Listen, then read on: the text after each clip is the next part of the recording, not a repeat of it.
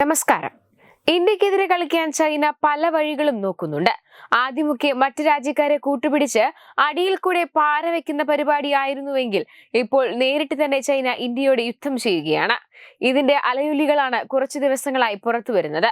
ദലൈലാമയുടെ അടുത്ത പിൻഗാമിയായി ബന്ധപ്പെട്ട് ചർച്ചകൾ ചൂടുപിടിക്കുന്ന അവസ്ഥയാണിപ്പോൾ. ഈ ഒരു സാഹചര്യത്തിൽ തന്നെ ടിബറ്റൻ ആത്മീയ നേതാവ് ദലൈലാമയുടെ പിറന്നാൾ ആഘോഷങ്ങളിൽ അരുണാചൽ പ്രദേശിൽ നിന്നുള്ള കേന്ദ്രമന്ത്രി കിരൺ റിജിജുവും അരുണാചൽ പ്രദേശ് മുഖ്യമന്ത്രി പ്രേമ ഖണ്ഡു നേരിട്ട് പങ്കെടുത്തിരിക്കുകയാണ്. ചൈനയ്ക്ക് ഇന്ത്യ നൽകുന്ന വ്യക്തമായ സന്ദേശമായാണ് ഇത് വിലയിരുത്തപ്പെടുന്നത്. ഇന്ന് ഹിമാചൽ പ്രദേശിലെ ധർമ്മശാലയിൽ നടന്ന ജന്മദിനാഘോഷ ചടങ്ങിലാണ് കിരൺ റിജിജുവും പ്രേമ ഖണ്ഡുവും പങ്കെടുത്തത്. ടിബറ്റുമായി ബന്ധപ്പെട്ട വിഷയങ്ങൾ ഇന്ത്യ ജാഗ്രതയോടെ കൈകാര്യം ചെയ്യണമെന്നും ഇത് ഉഭയകക്ഷി ബന്ധം മെച്ചപ്പെടുത്താനുള്ള ശ്രമങ്ങളെ ബാധിക്കുമെന്നും ചൈന പറഞ്ഞതിന് ഒരു ദിവസത്തിന് ശേഷമാണ് ആത്മീയ നേതാവിനെ അഭിവാദ്യം ചെയ്യാൻ റിജിജുവിന്റെ സന്ദർശനം. ആഘോഷങ്ങളിൽ പങ്കെടുക്കാൻ രാജ്യത്തും വിദേശത്തുമുള്ള ദലൈലാമയുടെ അനുയായികളും ബുദ്ധസന്യാസിമാരുടെ അടക്കം ആയിരക്കണക്കിന് ആൾക്കാരാണ് ഹിമാചലിലെ ധരംശാലയിലേക്ക് എത്തുന്നത്. ടിബറ്റൻ ലൂണാർ കലണ്ടർ പ്രകാരം 5-ാം മാസത്തിലെ 5-ാം ദിവസമാണ് ദലൈലാമയുടെ ജനനം. അത് ഈ വർഷം ജൂൺ 30-നായിരുന്നു. എന്നാൽ ഗ്രിഗോറിയൻ കലണ്ടർ പ്രകാരം ദലൈലാമയുടെ ജന്മദിനം 1935 ജൂലൈ 6-ആണ്. താൻ രൂപീകരിച്ച ഗാർഡൻ ഫോൺറിക് ട്രസ്റ്റ് പിൻഗാമിയെ തിരഞ്ഞെടുക്കുമെന്നും ചൈനയ്ക്ക് ഇടപെടാനാകില്ലെന്നും ലാമ വ്യക്തമാക്കിയിരുന്നു. പിൻഗാമിയെ തിരഞ്ഞെടുക്കാനുള്ള അധികാരം ദലൈലാമയ്ക്ക് മാത്രമാണെന്ന് ഇന്ത്യയും വ്യക്തമാക്കി. ദലൈലാമയുടെ പിൻഗാമിക്ക് തങ്ങളുടെ അംഗീകാരം വേണമെന്നാണ് ചൈനയുടെ നിലപാട്.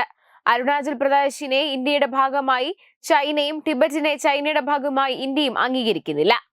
അരുണാചൽ ഇന്ത്യയുടേതാണെന്നും ടിബറ്റ് ചൈനയുടേതാണെന്നുമെല്ലാമുള്ള ദേശീയ നിലപാട് ഒന്നുകൂടി ഉറപ്പാക്കുന്നതാണ് ഖണ്ഡുവിന്റെ സന്ദർശനം. പിൻഗാമി തെരഞ്ഞെടുക്കാനുള്ള പൂർണ്ണ അധികാരം ലാമയുടെ ട്രസ്റ്റിനും അദ്ദേഹത്തിന്റെ അനുയായികൾക്കുമാണെന്ന നിലപാടാണ് ഇന്ത്യ സ്വീകരിച്ചിട്ടുള്ളത്. നാളെയാണ് ദലൈലാമയ്ക്ക് 90 വയസ്സ് തികയുന്നത്. ജന്മദിനാഘോഷങ്ങളുടെ ഭാഗമായി അദ്ദേഹത്തിന്റെ പിൻഗാമിയെ തെരഞ്ഞെടുക്കാനും ലാമയുടെ ട്രസ്റ്റ് തീരുമാനിച്ചിട്ടുണ്ട്. ഈ വിഷയത്തിൽ ഇടപെടരുതെന്നാണ് ഇന്ത്യയോട് ചൈന ആവശ്യപ്പെട്ടിരിക്കുന്നത്. അതേസമയം ദലൈലാമയുടെ അടുത്ത പിൻഗാമി അംഗീകരിക്കണമെന്ന ചൈനയുടെ വാദത്തെ ഇന്ത്യ ഇതിനോടകം എതിർത്തിട്ടുമുണ്ട്. ടിബറ്റൻ ആത്മീയ നേതാവായ ദലൈലാമയ്ക്ക് മാത്രമേ തന്റെ പിൻഗാമിയെ തീരുമാനിക്കാൻ അധികാരമുള്ളൂ എന്നാണ് ഇന്ത്യ വ്യക്തമാക്കിയിട്ടുള്ളത്. ദലൈലാമയുടെ നിലപാട് ടിബറ്റുകാർക്ക് മാത്രമല്ല ലോകമെമ്പാടുമുള്ള അദ്ദേഹത്തിന്റെ എല്ലാ അനുയായികൾക്കും അത്യധികം പ്രധാനമാണ്. തന്റെ പിൻഗാമിയെ തീരുമാനിക്കാൻ ദലൈലാമയ്ക്ക് അവകാശം ഉണ്ട്, മറ്റാർക്കും അധികാരമില്ലെന്ന് പറഞ്ഞുകൊണ്ട് കേന്ദ്ര ന്യൂനപക്ഷകാര്യ മന്ത്രി കിരൺ റിജിജു പ്രസ്താവനയിൽ വ്യക്തമാക്കിയിരുന്നു.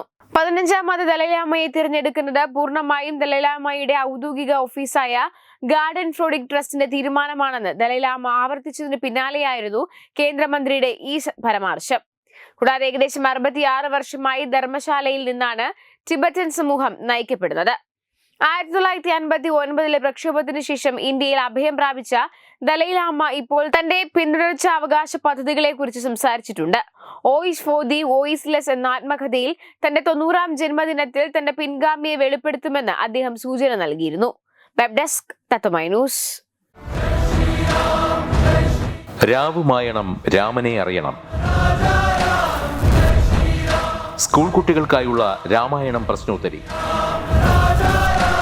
ജൂലൈ 20 ഞായറാഴ്ച രാവിലെ 9 മണിക്ക്.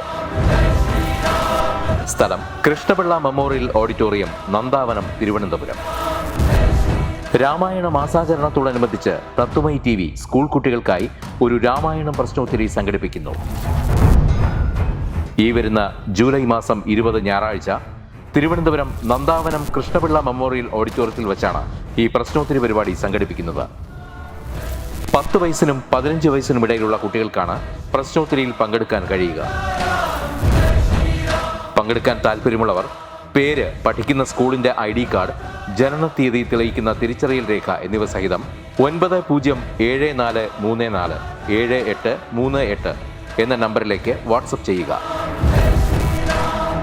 ഒരു കുട്ടിക്ക് 100 രൂപയാണ് രജിസ്ട്രേഷൻ ഫീസ്. പ്രവേശനം ആദ്യം രജിസ്റ്റർ ചെയ്യുന്ന 54 കുട്ടികൾക്ക് മാത്രം. വിജയികൾക്ക് ആകർഷകമായ സമ്മാനങ്ങൾ.